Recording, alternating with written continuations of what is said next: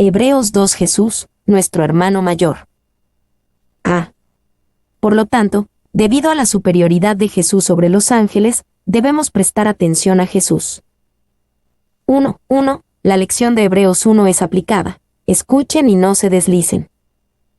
Por tanto, es necesario que con más diligencia atendamos a las cosas que hemos oído, no sea que nos deslicemos. A. Por tanto. El uso de por tanto en Hebreos nos hace prestar atención a un punto de aplicación después de que el escritor desarrolla un principio. La verdad bíblica de la superioridad de Jesús sobre los ángeles tiene una aplicación que cambia la vida, y ahora debemos considerar esa aplicación.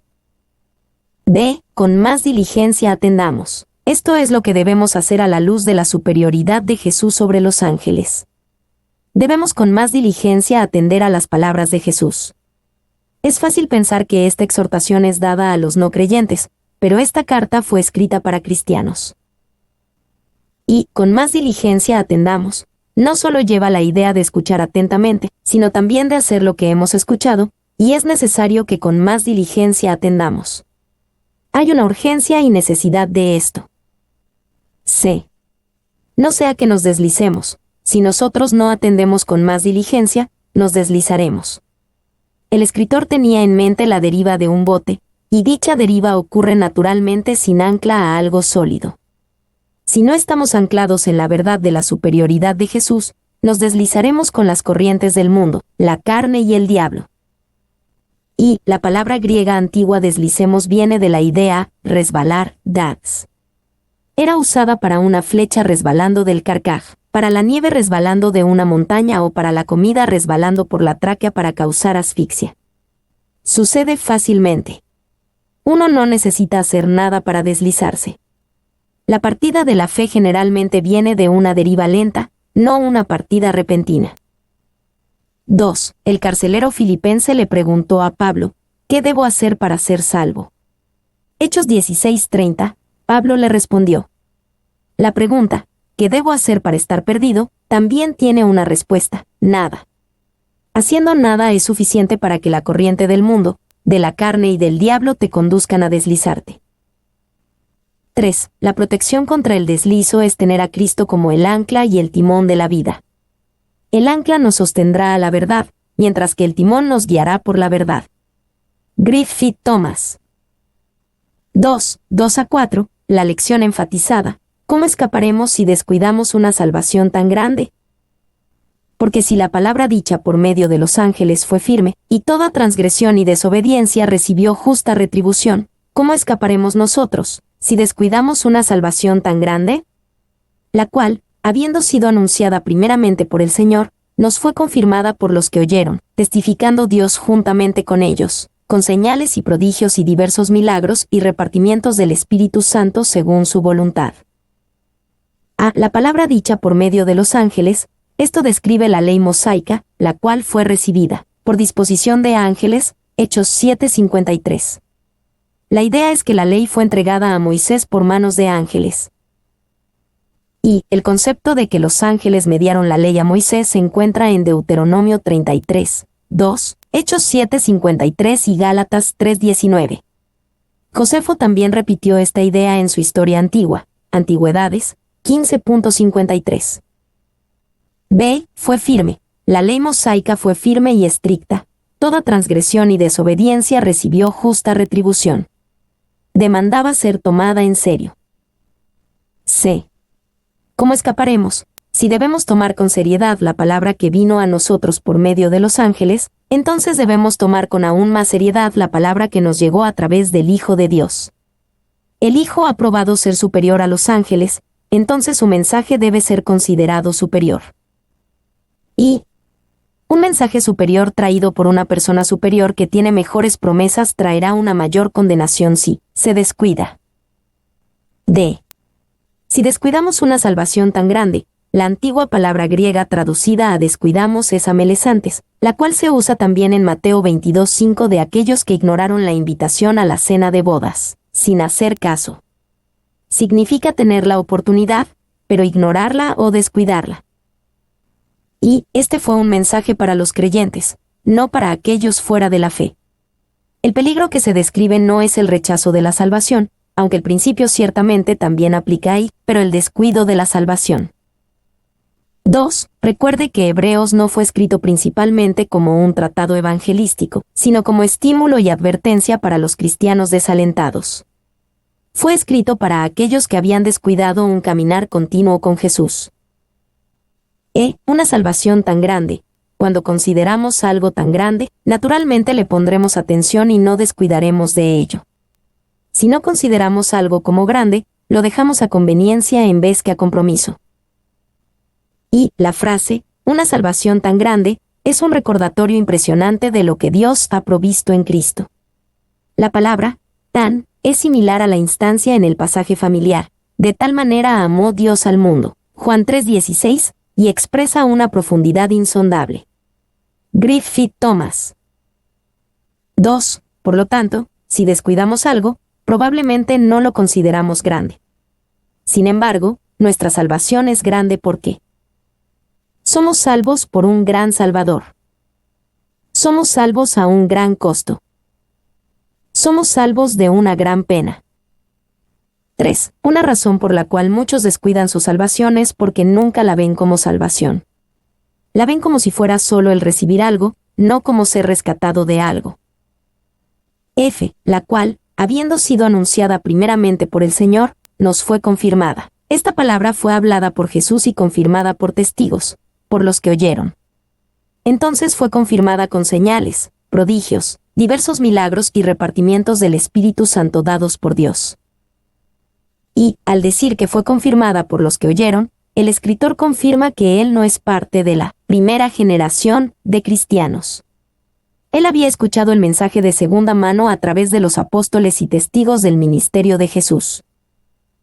2. Hebreos 2:3 es una razón por la que muchos creen que Pablo no escribió Hebreos. En otros pasajes, Pablo parece ponerse a un nivel igual al de los apóstoles y de otros testigos de Jesús. 1 Corintios 9:1 y 15, 3-11. Testificando Dios juntamente. Dios confirma su palabra con diversos milagros y repartimientos del Espíritu Santo. Pero lo hace todo según su voluntad, no por orden del hombre. Y Jesús dijo que habrá señales que seguirán a los que creen, Marcos 16:17. Si no hay ningún indicio de los milagroso, uno puede preguntarse si en verdad se cree en Jesús o si la palabra de Dios realmente se está predicando. El predicador debe darle a Dios algo para confirmar. 2. Por otro lado, el Espíritu trae tales dones y milagros según su voluntad. Los milagros no pueden ser fabricados y provocados por el esfuerzo humano o la emoción. Demasiado daño se ha hecho por aquellos que creen que no pasan suficientes milagros, y buscan encender el fuego, a través del entusiasmo de la carne.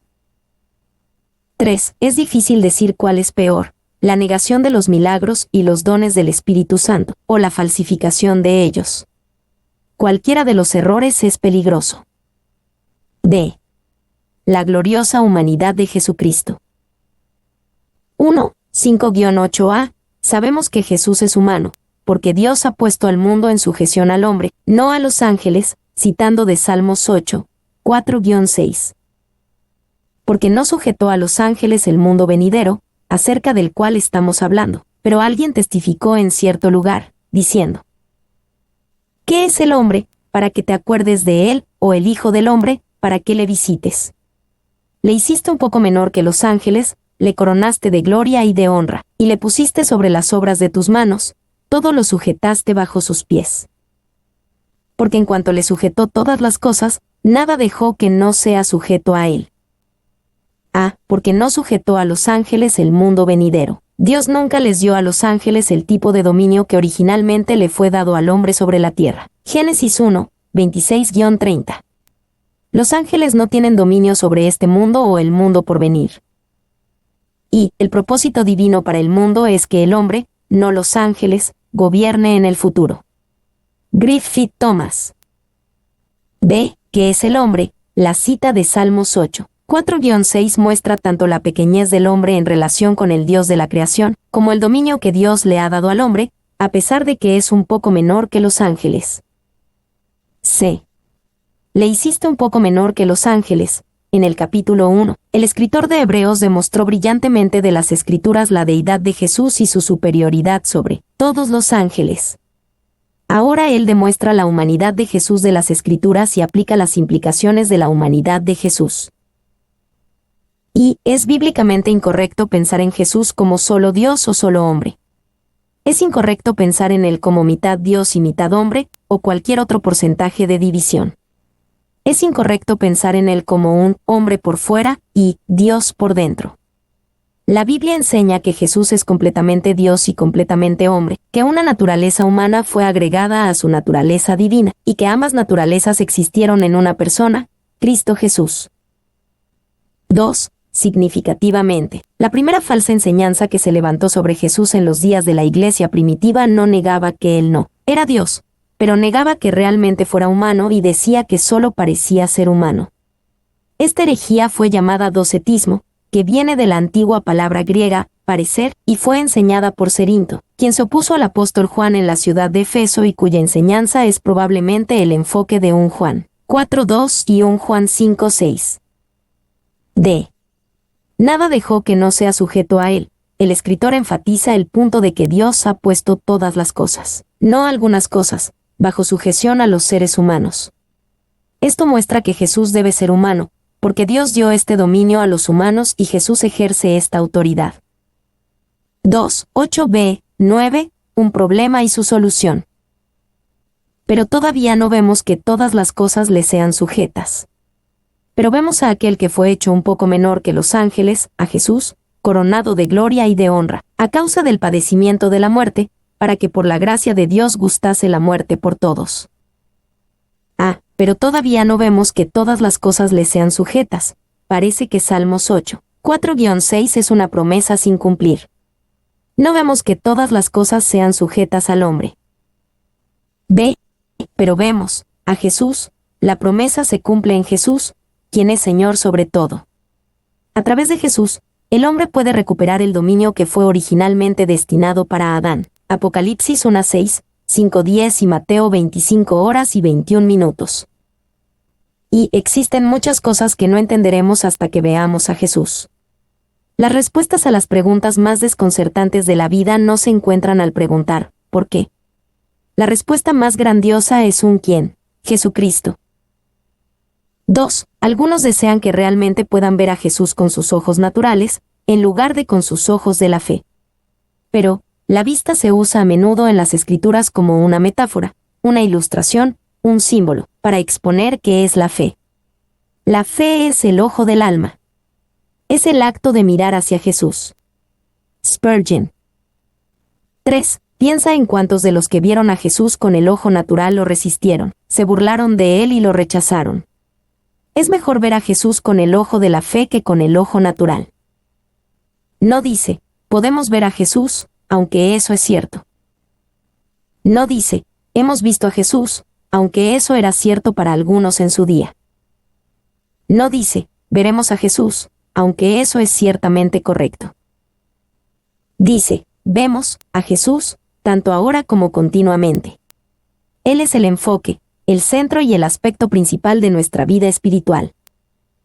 4. Entonces, vea hacia Jesús con el ojo de la fe, por imperfecta que sea tu visión de la fe, mira al que es perfecto. Véalo como el que ama a los pecadores y murió por ellos. Véalo como su Salvador. Véalo como su Maestro. Véalo como su amigo. Véalo como su precursor. Véalo como su sanador. Véalo en su casa, en el trabajo, fuera de casa, no solo aquí en los momentos de adoración. C. Aquel que fue hecho un poco menor que los ángeles. Esta promesa de dominio solo podía ser cumplida a través de la humillación, sufrimiento y el padecimiento de Jesús. El Hijo de Dios derrotó al mal que Adán introdujo al mundo, que fue la muerte, Romanos 5:12. Y Dios le dio al hombre dominio sobre la tierra, pero el hombre renunció su poder, no su derecho o autoridad, de tomar ese dominio por el pecado, y el principio de la muerte le quitó el poder de gobernar. Pero vino Jesús, y a través de su humildad y sufrimiento, venció al poder de la muerte e hizo posible el cumplimiento de la promesa de Dios que los hombres tendrán dominio sobre la tierra, cumplida por el dominio de Jesús y por el gobierno de los creyentes con él. Apocalipsis 24. D. Fue hecho un poco menor que los ángeles, a causa del padecimiento. Si Dios el Hijo no añadió la humanidad a su deidad, y en su humanidad fue hecho un poco menor que los ángeles, entonces nunca podría experimentar el padecimiento de la muerte en nuestro nombre. Coronado de gloria y de honra, para que por la gracia de Dios gustase la muerte por todos. Esto nos dice que el padecimiento de la muerte para Jesús fue solo el preludio de ser coronado de gloria y de honra. También nos dice que su muerte fue, de alguna manera, por todos. 3. 10 a 13. Sabemos que Jesús es humano, porque nos llama hermanos. Porque convenía a aquel por cuya causa son todas las cosas, y por quien todas las cosas subsisten, que habiendo de llevar muchos hijos a la gloria, perfeccionase por aflicciones al autor de la salvación de ellos. Porque el que santifica y los que son santificados, de uno son todos, por lo cual no se avergüenza de llamarlos hermanos, diciendo: Anunciaré a mis hermanos tu nombre, en medio de la congregación te alabaré. Y otra vez: Yo confiaré en él. Y de nuevo: He aquí, yo y los hijos que Dios me dio. Porque convenía, era más que necesario, convenía para el Dios soberano, aquel por cuya causa son todas las cosas, y por quien todas las cosas subsisten, ser perfeccionado por aflicciones en la tarea de llevar muchos hijos a la gloria. Y, posiblemente, Dios pudo haber diseñado una forma de salvarnos que no requiriera el sufrimiento del Hijo de Dios. Pero era apropiado que Jesús nos salvara a costa de su propia agonía. 2. Esta es la máxima ilustración de la verdad que el amor verdadero, la verdadera entrega, implica sacrificio. Como dijo David: No ofreceré a Jehová mi Dios holocaustos que no me cuesten nada. 2 Samuel 24:24. El amor que Dios tiene por nosotros tenía que mostrarse en sacrificio, y Dios no podía sacrificar a menos que agregara humanidad a su deidad y sufriera por nosotros. B. Autor de la salvación de ellos. Jesús es el capitán, el autor, el líder de nuestra salvación. Esto tiene implicaciones maravillosas. Un capitán hace todos los arreglos para la marcha, y Jesús hace todos los arreglos para nuestro progreso como cristianos. Un capitán da las órdenes a sus tropas: ve, o quédate, o haz esto. Jesús nos manda como nuestro capitán. Un capitán lidera el camino y es un ejemplo para sus hombres, y Jesús hace esto por nosotros. Un capitán anima a sus hombres, y Jesús nos anima y alienta. Un capitán recompensa a sus tropas, y Jesús recompensa a sus seguidores. Y, ahora, viendo que es la voluntad del Señor llevarnos a la gloria por medio del autor de nuestra salvación, quiero que seas digno de tu líder. ¿No crees que, a veces, actuamos como si no tuviéramos capitán? Creemos que tenemos que luchar para llegar al cielo con la fuerza de nuestra propia mano derecha y con nuestra propia habilidad, pero no es así. Si comienzas antes de que tu capitán te dé la orden de marchar, deberás regresar nuevamente, y si intentas luchar aparte de tu capitán, lamentarás el día. Spurgeon. Sé perfecto por aflicciones, no faltaba nada en la deidad de Jesús. Sin embargo, hasta que se hizo hombre y sufrió, Dios nunca experimentó sufrimiento. Y el perfeccionar no implica que haya habido imperfección moral en Jesús, sino solo la consumación de esa experiencia humana de tristeza y dolor por la que debe pasar para convertirse en el líder de la salvación de su pueblo. Vincent. 2. Sabemos que si solo hubiera sido Dios, no habría sido apto para un Salvador perfecto, a menos que se hubiera hecho hombre. El hombre había pecado, el hombre debe sufrir. Era el hombre en quien los propósitos de Dios habían sido derrotados por un tiempo. Debe ser en el hombre que Dios debe triunfar sobre su gran enemigo. Spurgeon. 3. El punto es que convenía para el Padre hacer esto, en el sentido de que Jehová quiso quebrantarlo. Isaías 53:10, por el bien de llevar muchos hijos a la gloria. D. Porque el que santifica y los que son santificados, de uno son todos. Por tanto, somos santificados por aquel que ha sido santificado. Todos somos de la misma familia humana, por lo que Jesús no se avergüenza de llamarlos. Eso es, a llamarnos hermanos. Él no podía ser nuestro hermano a menos que fuera humano como nosotros. y son santificados. Entonces, pues, estimados amigos, ¿están santificados? He oído a algunos hacer una broma de esa palabra y burlarse de ciertas personas como santos. Podrían haberles llamado reyes y príncipes, y luego burlarse de ellos, pues no hay nada malo o despreciable en el nombre santo. Es uno de los títulos más gloriosos que un hombre puede llevar. Spurgeon. 2. No es extraordinario que no esté avergonzado de asociarme con Jesús. Pero es extraordinario que Él no se avergüenza de llamarnos hermanos. No se avergüenza de llamarlos hermanos, diciendo, el escritor cita 3 evidencias de que Jesús el Mesías llama a su pueblo sus hermanos, Salmos 22:22, Isaías 8:17 e Isaías 8:18.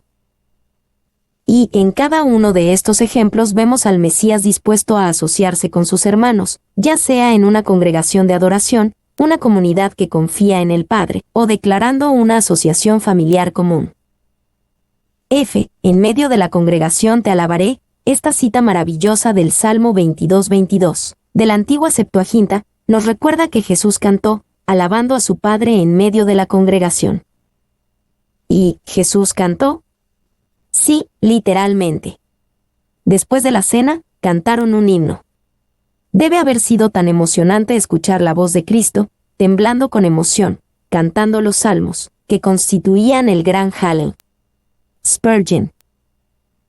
2. He aquí, pues, en medio de ti, oh Iglesia de Dios, en los días de su carne estaba este glorioso a quien los ángeles adoran, que es el resplandor de la gloria de su Padre en el mismo cielo de los cielos, pero cuando estuvo aquí, fue para unirse a la adoración de su pueblo, declarando el nombre del Padre a sus hermanos y con ellos cantando alabanzas al Altísimo. ¿Esto no lo acerca mucho a ti? ¿No parece que pueda venir en cualquier momento y sentarse en ese banco contigo?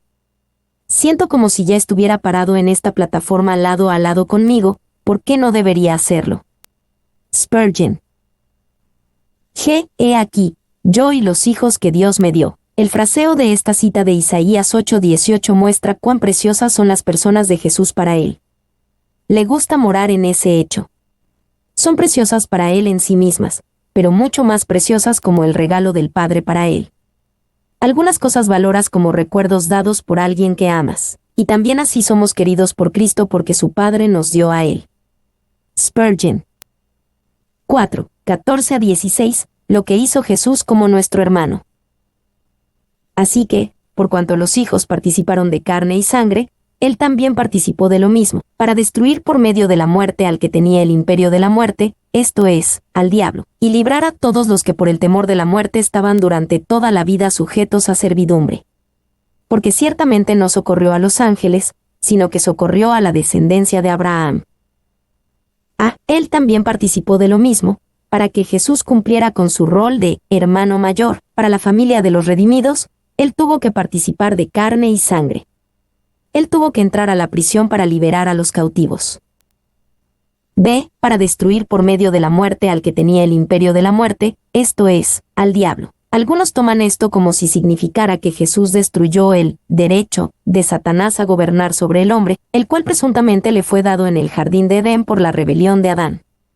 La idea es que Jesús le quitó a Satanás el derecho de gobernar al permitir que Satanás le quitara ilegalmente la vida a Jesús en la cruz, y el acto ilegal de Satanás contra Jesús le hizo perder su derecho a gobernar sobre el hombre. En esta forma de pensar, el resultado final es que el diablo no tiene derecho sobre aquellos que vienen a Dios a través de la obra de Jesús en la cruz.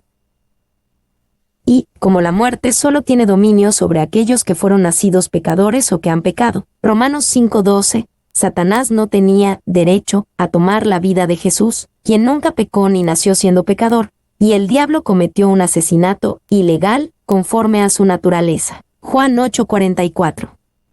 Jesús le permitió al diablo herir su calcañar para que él le pudiera herir en la cabeza. Génesis 3:15. 2. El problema con este enfoque es que sabemos que el diablo no le quitó la vida a Jesús. Jesús la entregó por su propia voluntad. Nadie se la quitó. Juan 10, 17-18. 3. Sin embargo, uno podría decir que el diablo es culpable de intento de asesinato ilegal, de alguien sobre quien no tenía ningún derecho, porque no había mancha de pecado en Jesús. Satanás ciertamente quería asesinar a Jesús y lo intentó, y es culpable de eso. 4. Sabemos que el diablo ama la muerte y el asesinato. Creo que la muerte es la obra maestra del diablo. Con la excepción solitaria del infierno, la muerte es sin duda la travesura más satánica que el pecado ha logrado.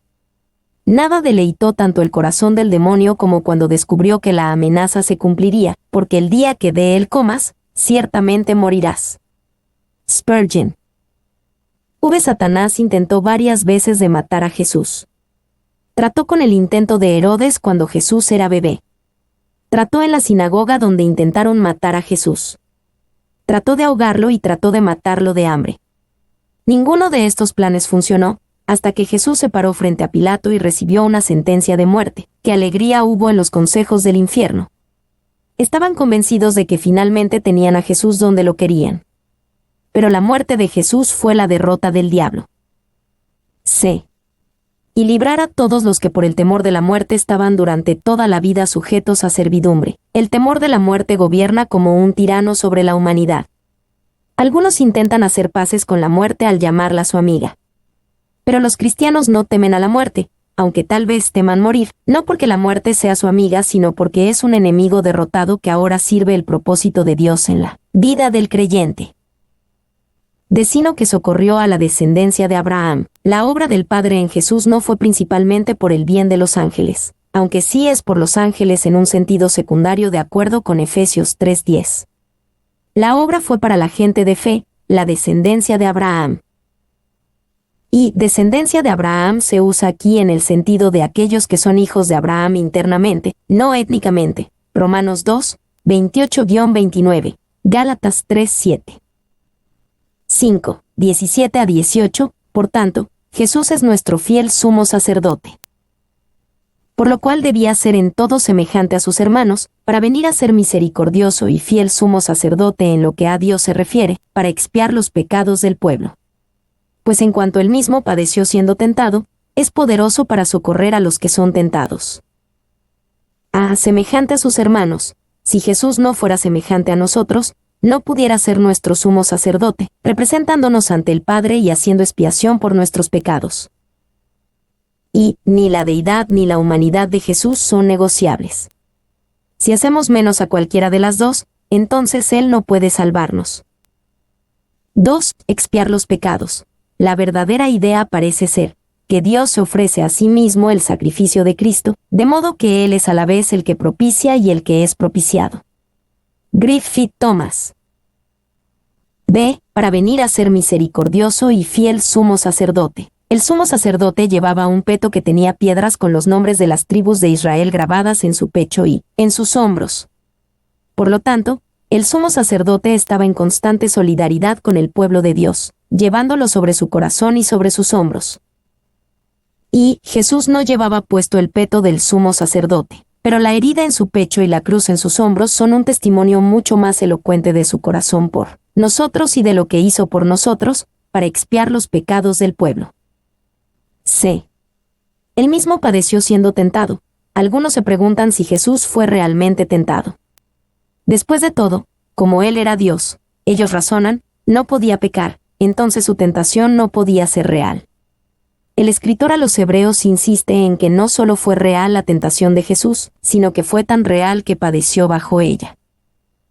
Y hasta podemos decir que la tentación de Jesús fue más real y más difícil que cualquier tentación que nosotros pudiéramos enfrentar. Cuando aumenta la presión de la tentación, algunos solo encuentran alivio al ceder a la tentación, pero Jesús nunca hizo esto.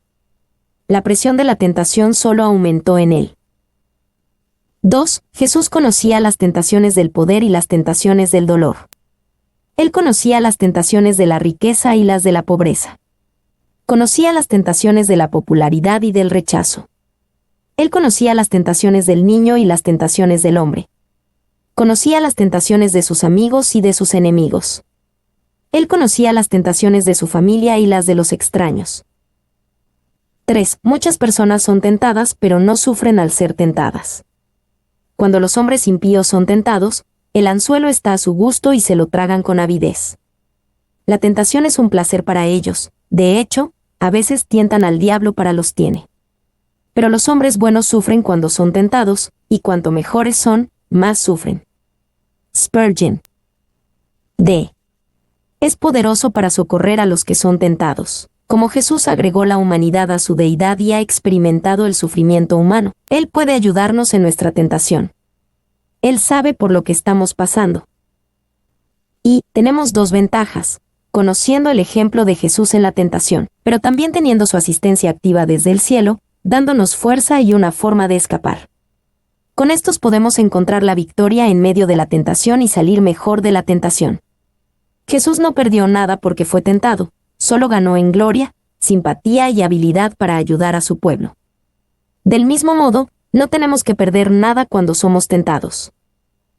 2. Esta es el arma más poderosa contra la desesperación, y el fundamento más firme de esperanza y consuelo que los pecadores creyentes y arrepentidos podrían desear o tener. Paul, si el resto de las Escrituras no dijeran nada sobre este tema, este versículo podría ser de gran apoyo para cada alma tentada.